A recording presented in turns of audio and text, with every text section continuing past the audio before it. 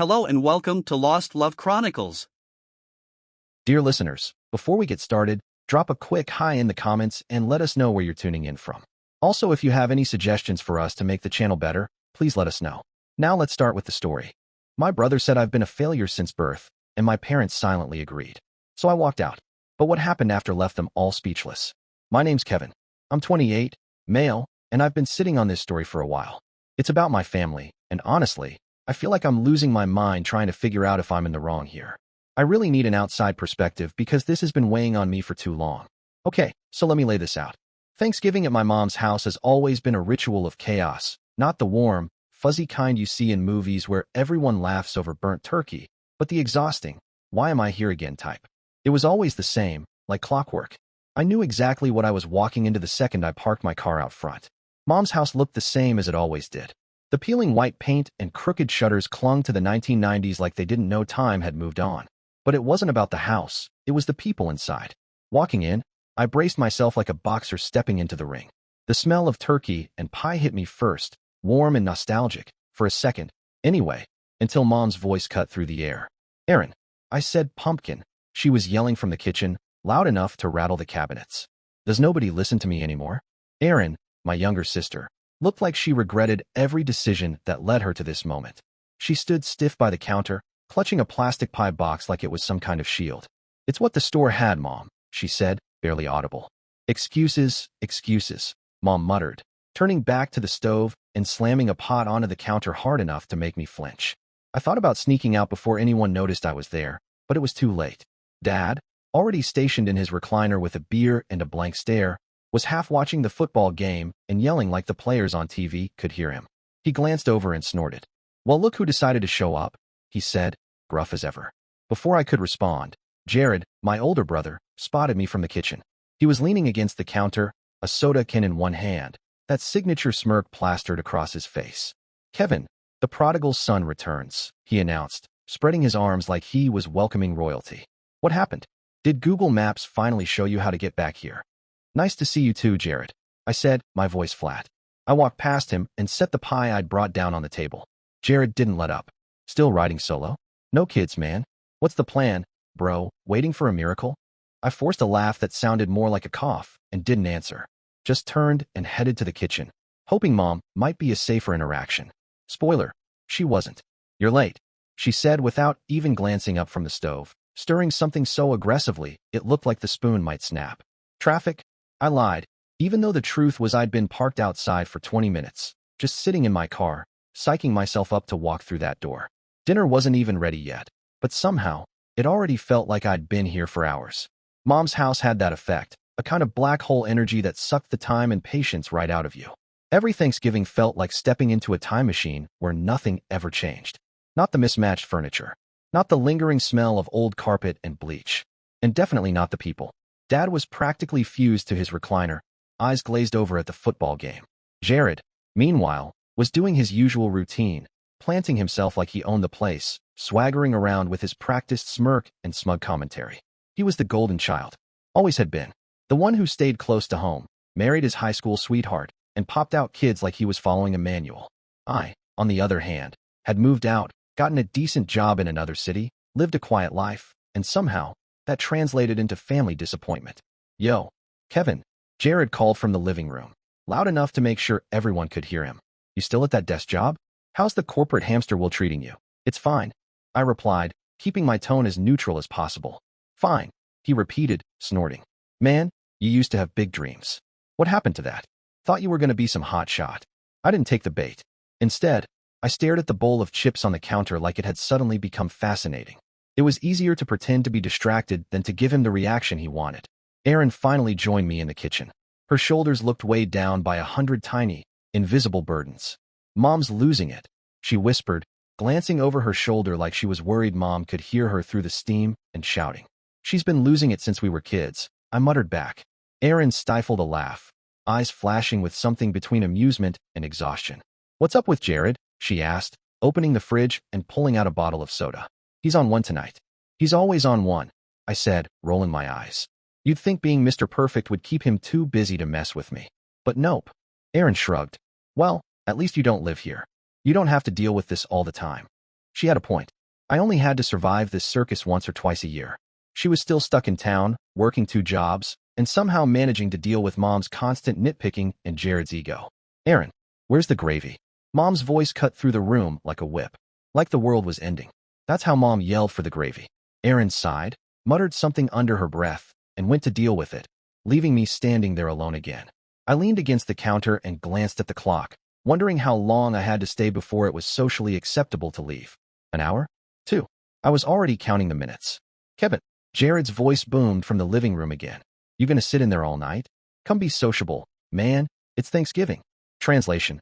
Come out here so I can mess with you in front of everyone. I took a deep breath, clenched my jaw, and walked into the living room like I was heading to a firing squad. Jared immediately patted the cushion next to him on the couch like we were long-lost buddies. Come on, sit, he said with that same smug grin.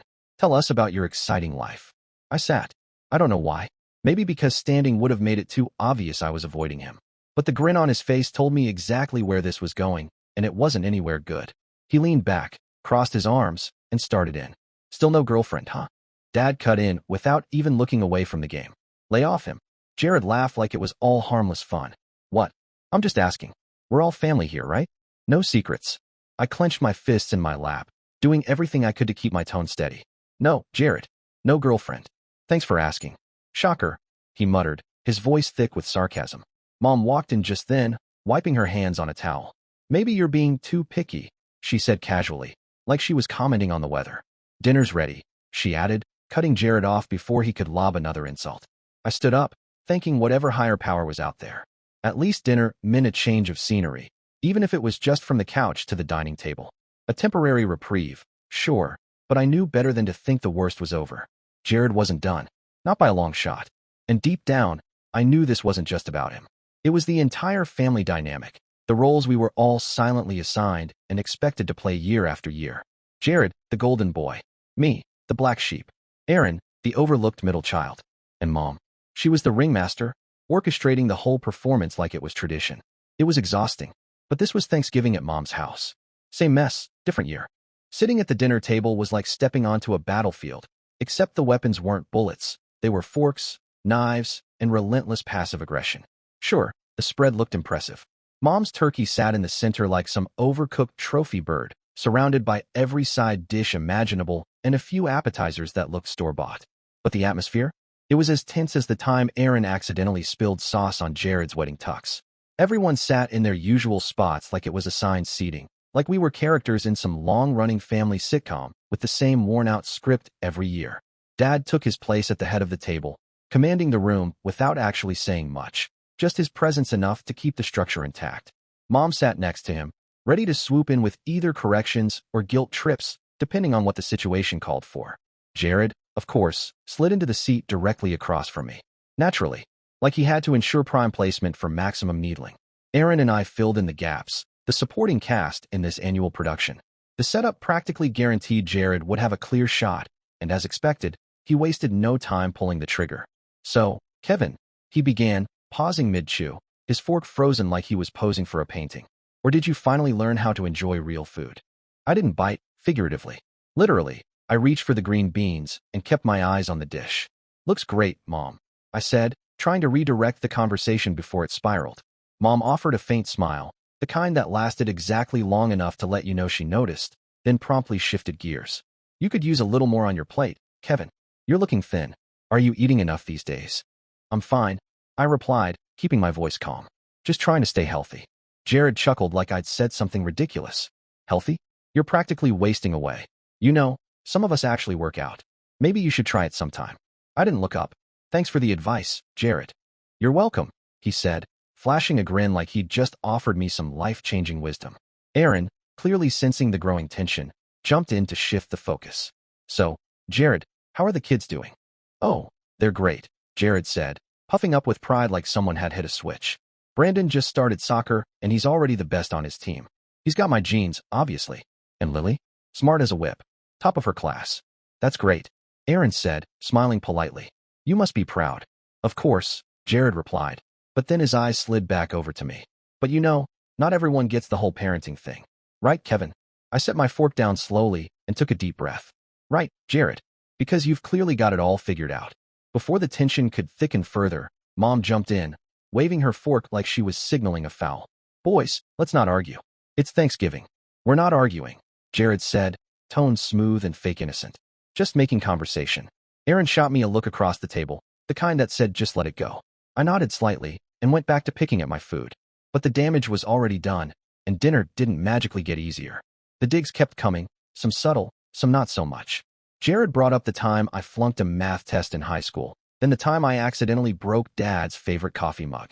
It was like he had an entire mental archive of every mistake I'd ever made, ready to deploy at the worst possible moments.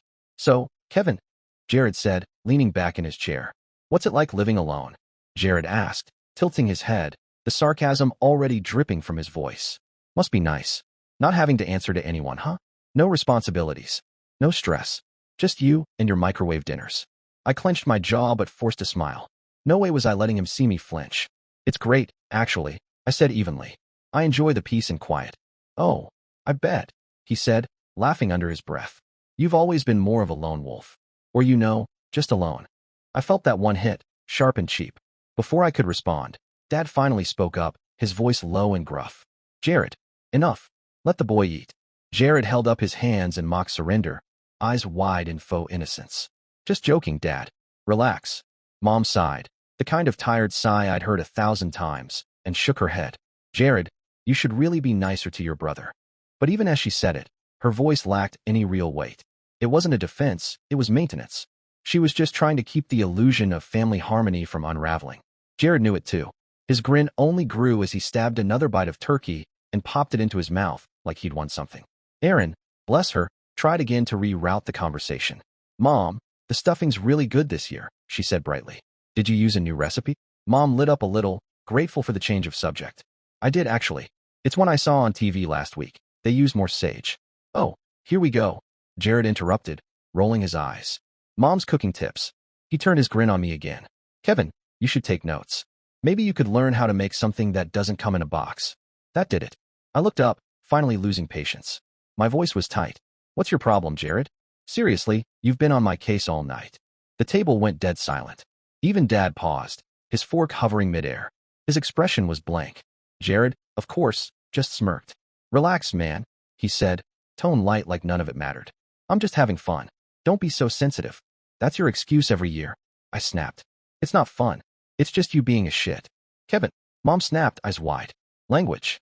Oh, come on, Jared said, laughing like this was all some hilarious misunderstanding. Don't get your feelings hurt, little bro. It's Thanksgiving. Lighten up. I stared at him, the tension between us thick enough to cut with a carving knife. Aaron looked down at her plate, shoulders tight, clearly wishing she were anywhere else. I exhaled slowly and said, quieter this time. Maybe if you spent less time criticizing everyone else, you'd have something better to do. Jared's grin faltered, just for a second, but it was enough. Then he leaned forward, eyes narrowing. You want to talk about better things to do? Like what? Sitting alone in your apartment every night, watching reruns and pretending you're happy? Jared, stop, Aaron said, her voice sharper now, more forceful than before. But Jared wasn't done. You act like you're above all this, above us, he said, jabbing the air with his fork like he was making a point. But let's be real, Kevin. What have you done that's so great? What do you even have to show for yourself? Enough, Dad barked, slamming his hand down on the table hard enough to rattle the glasses. Both of you, sit down and shut up. The room went dead silent. Even Jared didn't dare say another word. I didn't look up, just stared at my plate, appetite completely gone, stomach twisted into knots. I could feel the heat rising behind my eyes, not tears, just fury barely held in check. Mom muttered something about dessert and stood to clear the dishes, gathering plates like the tension in the room hadn't just exploded. I didn't move. My hands stayed clenched under the table, nails digging into my palms. Jared smirked again, but this time, there was something different in his eyes, like maybe, just maybe, he knew he'd pushed too far. But of course, he wasn't going to admit it.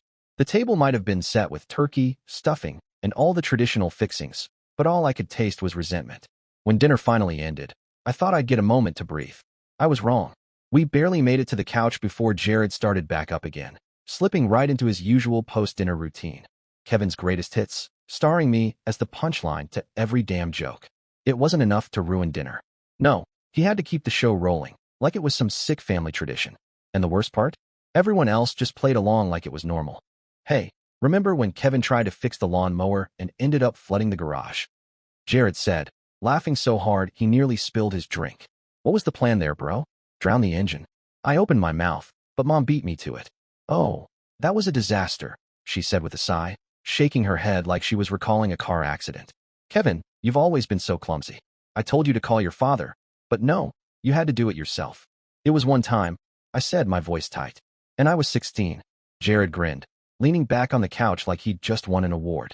16 doesn't matter, man. You've been screwing up since day one. Erin, sitting curled up on the armchair, finally had enough. Jared, come on, she said. You don't have to keep dragging him. Jared turned toward her, eyebrows raised like she'd just told a joke. Dragging him? Please. Kevin's fine. He knows I'm joking, right? Little bro. I didn't answer.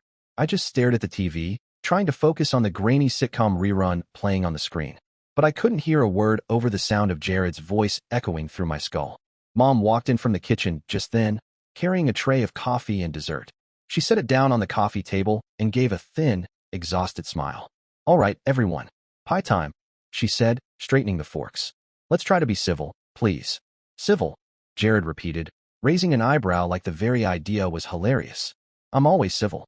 It's Kevin who can't take a joke. Don't blame this on me. I snapped, finally turning to face him. My voice rose before I could stop it. You've been a jerk all night, and everyone just lets you get away with it. Oh, poor Kevin, Jared said mockingly, dragging a finger under his eye like he was wiping away a tear. Always the victim. Boo-hoo. Maybe if you didn't make it so easy, I wouldn't have so much material. Jared, Mom said sharply, her voice cutting through the room. That's enough. But Jared wasn't done. He never was.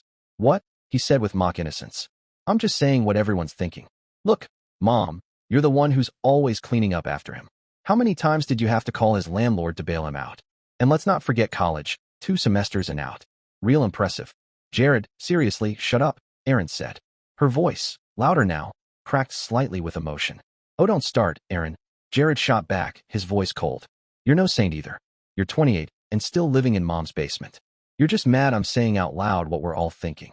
I'm not living in the basement. Erin yelled, her face flushing red. It's temporary, and you know it. Yeah, sure, Jared said, rolling his eyes. Temporary, like how Kevin's career is really taking off. I stood up, fists clenched at my sides. I could feel my pulse pounding in my ears. You've got a lot to say for someone whose entire life revolves around putting other people down, I said, voice tight with rage. What's your deal, Jared? Are you that insecure, or do you just get off on being in? Jared's grin vanished. Watch it, Kevin, he said, his tone suddenly sharp. Don't start something you can't finish. Oh, don't worry, I said, stepping closer, the space between us shrinking. I can finish it just fine. That's when Dad finally snapped. His voice thundered across the room. Both of you sit your butts down. I'm sick of hearing this crap. But I wasn't letting it go. Why don't you say something to him for once? I shouted, pointing directly at Jared. He's the one causing problems, but you all just sit there and let him. Don't drag me into your bullshit, Dad growled, glaring at me like I was the problem. Jared let out a low, bitter laugh. See, even Dad agrees. You're the problem, Kevin. You know what? I said, my voice rising with every word. Screw this. Screw you. And screw this whole family dynamic where Jared gets to act like a king and the rest of us are just supposed to take it. Mom gasped like I'd slapped her. Kevin, how dare you talk like that? How dare I? I shot back, my voice sharp and rising. How dare you let this happen, year after year? You enable him. You all do. And I'm done with it. The room went silent. You could have heard a fork drop. Even Erin looked like she wanted to disappear into the couch cushions. Her eyes darted between us, full of tension and fatigue. Jared just sat there with that same smug smirk, like he'd won. Like he always won. But for the first time, I didn't care. You know what, Jared? I said, my voice steady now, calm in that dangerous kind of way. You're not better than anyone here. You're just loud. That's it. And one day, when your kids grow up and start resenting you the way we resent you, maybe then you'll figure it out. But until then, go to hell. I grabbed my coat from the back of the chair and headed straight for the door. Kevin, Mom yelled after me. You're not leaving like this. Watch me, I said, and slammed the door behind me hard enough to rattle the frame. Outside, the cold hit me immediately, but I barely noticed. I sat in my car, hands shaking on the steering wheel, adrenaline still pulsing through my veins. My phone buzzed in my pocket, probably Mom, maybe Erin. I didn't even check. For the first time, I felt like I'd finally said what needed to be said. Jared could sit on his little throne and smirk all he wanted. I wasn't going to be his punching bag anymore. But something didn't feel right. It was like the night still had something left to give, something ugly and unfinished. A weight that hadn't fully lifted. I was just about to start the engine when the front door burst open. Jared stormed out, coatless, furious, his breath puffing out in clouds against the freezing air. His footsteps were heavy on the driveway, each one echoing like a warning. He came straight toward my car like a bullet. Before I could even think, I rolled down the window halfway. Instinct, maybe. "What the hell is your problem?" he shouted, his voice sharp, cutting through the cold like a knife. "My problem?" I snapped back. "You're the one who's been pushing buttons all night." "Oh, don't start that crap again," he growled, slamming his hand down hard on the roof of my car. "You think you can just walk out like that? Throw your little tantrum and leave the rest of us to clean up the mess." "Mess?" I laughed bitterly. "The only mess here is you, Jared. You've been a self-centered prick your entire life, and everyone just lets you get away with it." Jared's eyes narrowed, and for a split second, I thought he might actually hit me. His fists clenched at his sides, jaw tight. "You're a real piece of work, you know that," he spat. "Acting like you're so much better than the rest of us. Well, guess what, Kevin? You're a joke. Always have been. Better a joke than a bully," I snapped. I opened the car door and stepped out, the cold air hitting me like a wall. My pulse was pounding in my ears, my heart slamming against my ribs. But I wasn't about to back down, not this time. We stood there in the driveway, just a few feet apart. The tension between us was suffocating, thick enough to choke on. Jared towered over me, his fists clenched. I wasn't sure if he was going to swing or just keep flapping his mouth, but either way, I was done flinching. "Go back inside, Jared," I said, my voice low and steady. "Go back to your perfect little life and leave me the hell alone." "Or what?" he said, stepping closer. His breath fogged in front of him like smoke. "You gonna hit me? Go ahead, Kevin. Show everyone what a tough guy you are." I didn't move. My hands were at my sides, shaking with anger, but I kept them there. I wasn't going to give him the satisfaction. "Pathetic," Jared spat, shaking his head. "You can't even stand up for yourself. No wonder nobody respects you." That was it. I didn't think. I just reacted. My hand shot out and shoved him, hard, right in the chest. He stumbled back a step, caught off guard, his eyes going wide with surprise. "What the hell, man?" he said, regaining his balance. "You don't get to talk to me like that anymore," I said, my voice trembling but firm. "I'm done, Jared. Done with your crap. Done with this family. Done with all of it." Jared's face twisted into something ugly. "You think walking away makes you better than me?" he snapped. "You're just a coward. Always have been, always will be." "I'd rather be a coward than a bully," I shot back. "At least I don't need to tear other people down to feel good about myself." The sound of the front door opening cut through the standoff like a crack of thunder. Erin stepped outside, her face pale, eyes wide. "Guys, stop it," she said, her voice shaky but loud. "Just stop. This is insane. Stay out of this, Erin," Jared snapped, not even looking at her. "No, I won't stay out of it," she said, moving between us, standing like a wall. "You're acting like a maniac, Jared. And Kevin," she turned to me, "you're not helping. Both of you need to grow up." I took a step back, breathing hard, my jaw clenched so tight it hurt. "I'm not the one who started this," I said. "And I'm not the one running away." Jared shot back, venom in every word. Erin turned to me again, her eyes softer now. "Kevin, please. Just come back inside.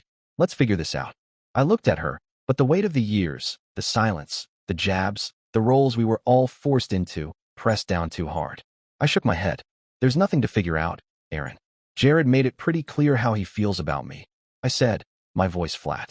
"And honestly, I don't care anymore." Erin looked like she wanted to say something, her mouth opening slightly, but Jared cut her off before she could get the words out. "Good. Go," he sneered. "Nobody's stopping you." Erin snapped. "For once in your life, Jared, shut up." It startled both of us. Her voice rang out into the cold night, raw and furious, like she'd been holding it in for years. We all froze, standing there in that freezing driveway, three siblings stuck in a storm of resentment, pain, and unspoken rage. None of it was new, but for the first time, it was all out in the open. I glanced back at the house, half expecting Mom or Dad to appear in the doorway, to step in, to play peacemaker or referee, but nothing. The door stayed shut. They weren't coming. They never did. Jared finally broke the silence. His voice was calm in that dangerous way, like he meant it. "You walk away now, Kevin," he said, "and don't bother coming back. You're not part of this family anymore." "Good," I said, turning toward my car. "Because I don't want to be." I got in and slammed the door hard. My hands gripped the steering wheel. I didn't look back as I pulled out of the driveway. The house disappeared in my rearview mirror, but the weight in my chest didn't lift. Instead, it got heavier, settling into me like wet cement.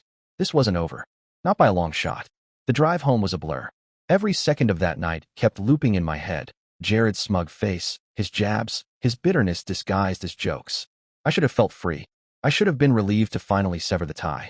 But instead, I felt this gnawing ache twisting in my gut, a mix of fury, guilt, and something else I couldn't quite name. Halfway back to my apartment, my phone buzzed again. I pulled onto the shoulder, hands shaking, and checked the screen. It was a text from Erin. "You need to come back. Something's wrong. Please." My chest tightened.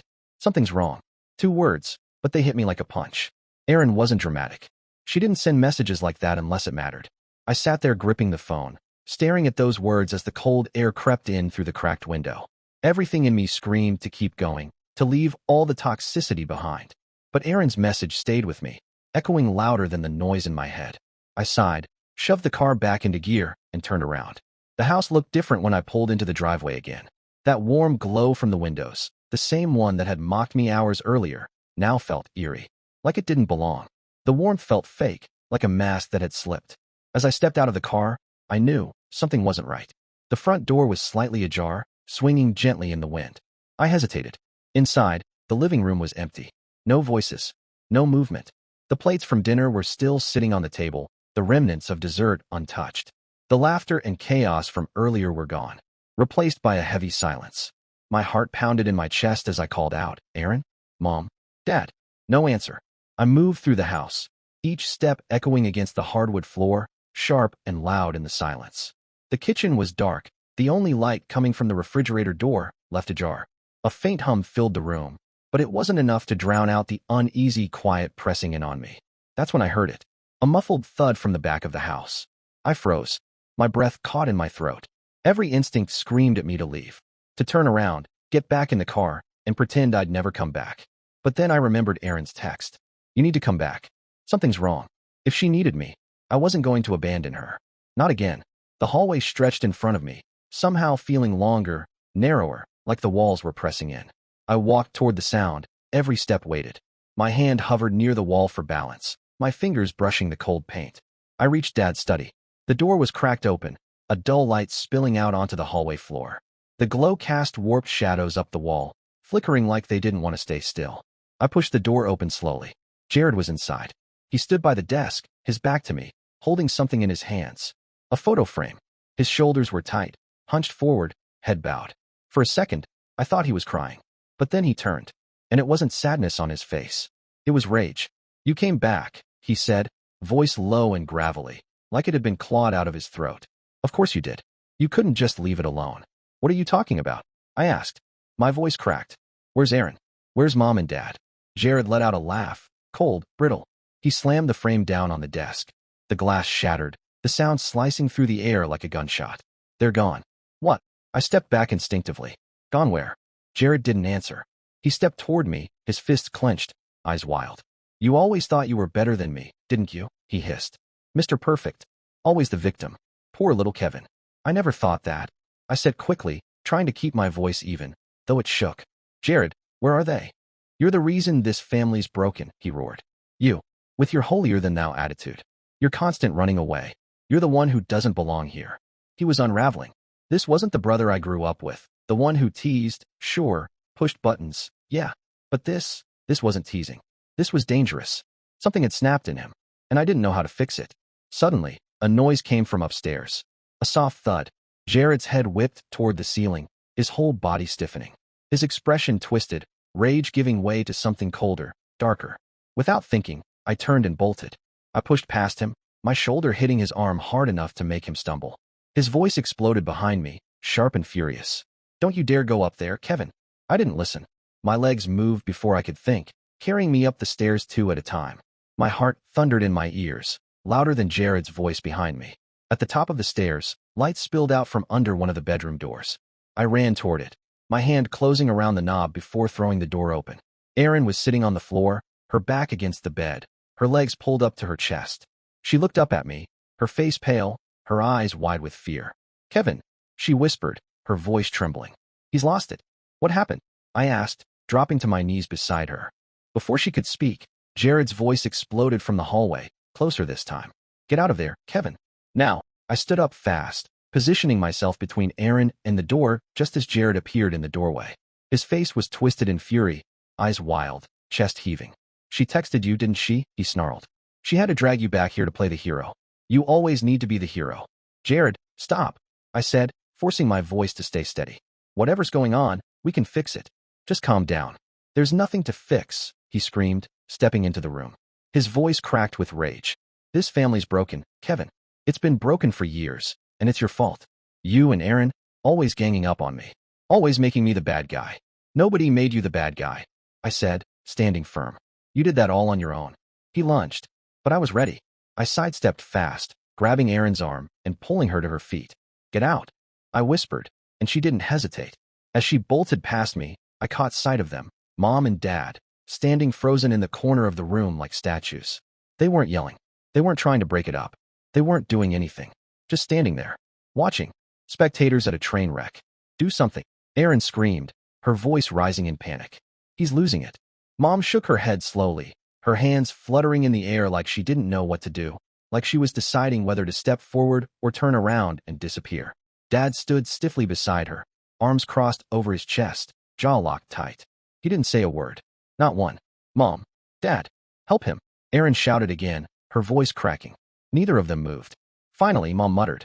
They're brothers. Aaron, they'll sort it out. Sort it out. I shouted, stepping back from Jared. Are you serious right now? He's out of control, and you're just standing there. Neither Mom nor Dad moved. And that was all I needed to see. The front door was in sight. Just a few steps. Then I felt it, Jared's hand clamping down on my arm, yanking me backward. Instinct took over. I turned and swung wildly. My fist connected with his jaw with a solid thud. He stumbled back, not hurt, just stunned, and I didn't waste the opening. Go, I shouted to Erin, pushing her toward the door. Now, she froze for half a second, eyes darting from me to Jared. Then she nodded and ran. Jared recovered. Rage etched into every muscle of his face as he charged again. But I was ready this time. We collided. It was raw, messy, desperate. No form, no technique. Just years of resentment crashing into the walls of that house. Every punch was a buried insult. Every shove was an unanswered scream. Two brothers locked in a war that had started long before tonight. It wasn't about who won. It never was. It was about surviving. About not being the one left on the floor. Finally, I pulled back, my chest heaving, sweat dripping down my temple. Jared slumped against the wall, breathing heavy, a cut above his brow. He glared at me, not with the smug superiority I was used to, but with something uglier. Hatred. Real, deep, hollow hatred. And for the first time, I didn't flinch. I saw him clearly. No filters, no family myths. Just a man broken by his own bitterness, poisoning everything around him because he didn't know how to fix himself. I'm done, Jared, I said, my voice quiet but resolute. You can't hurt me anymore. I didn't wait for a response. I turned, walked out the door, and didn't look back. Erin was waiting outside. We didn't say anything until we slid into a booth at a nearby diner, the kind that smelled permanently like burnt coffee and cleaning supplies. She sat across from me, her eyes red, her hands wrapped around a mug that hadn't even been filled yet. I don't think I can go back there, she said softly, her voice trembling. You shouldn't, I replied, my voice steady but soft. You don't owe them anything. Erin didn't look convinced. She stared down at the table, her hands trembling as they tightened around the coffee cup. There's still Mom and Dad, she whispered, like she was trying to remind herself more than me. I shook my head. No, I said, firmer this time. Parents protect their kids. They don't make excuses for abuse or stand by while it happens. That's not love. She didn't respond right away. Her eyes looked wet, brimming with some cocktail of guilt and disbelief. What do we do now? She finally asked, her voice low. We cut them out, I said. The words came out easier than I expected. I took a sip of coffee, the bitterness grounding me. Completely. It's the only way. Erin nodded slowly, the truth of it settling in. Later that night, when I got back to my apartment, I sat on the edge of my bed, my phone in hand. My fingers hovered over the screen for a second, then moved with purpose. Jared. Blocked. Dad. Blocked. Mom. Blocked. With each name that disappeared from my contacts, I felt something shift. The weight I'd been dragging around for years began to lift, little by little. The silence they left behind wasn't hollow. It was calm, freeing. Cutting ties wasn't easy, but it was necessary. The first real step toward freedom. And for the first time in years, I felt like I could breathe. Like I could finally move forward. I don't know what you guys may think, but this is it for me. I'm done with their nonsense. Dear listeners, please share your thoughts in the comments section below and don't forget to like, share, and subscribe.